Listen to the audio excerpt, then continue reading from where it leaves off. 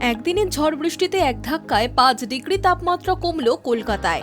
দক্ষিণবঙ্গের জেলায় জেলায় আরও কিছুদিন চলবে বৃষ্টি, সঙ্গে বইতে পারে ঝোড়ো হাওয়া। কলকাতাতেও ঘন্টায় 30 থেকে 40 কিলোমিটার বেগে ঝোড়ো হাওয়ার সতর্কতা জারি করেছে আলিপুর আবহাওয়া দফতর। বৃহস্পতিবার কলকাতার সর্বনিম্ন তাপমাত্রা ছিল 23.4 ডিগ্রি সেলসিয়াস।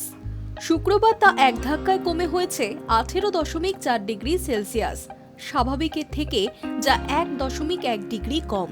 বৃহস্পতিবার দিনের সর্বোচ্চ তাপমাত্রা 27.5 ডিগ্রির বেশি ওঠেনি। আরও অন্তত 5 দিন তাপমাত্রা এমনই থাকতে পারে, বড়সড় কোনো পরিবর্তন হবে না।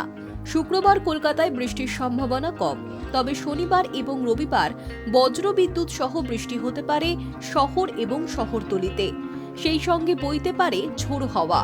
এই দুদিন কলকাতায় হলুদ সতর্কতা জারি করা হয়েছে।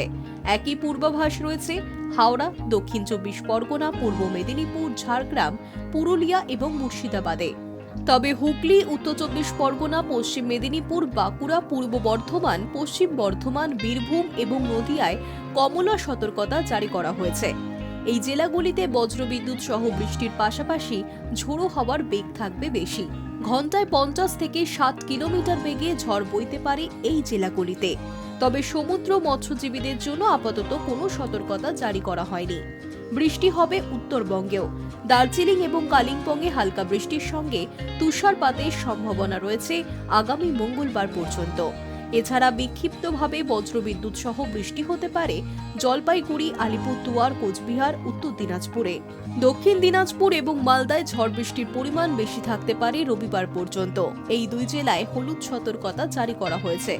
আগামী 5 দিন উত্তরবঙ্গেও তাপমাত্রার হেরফেরের সম্ভাবনা কম। High news network.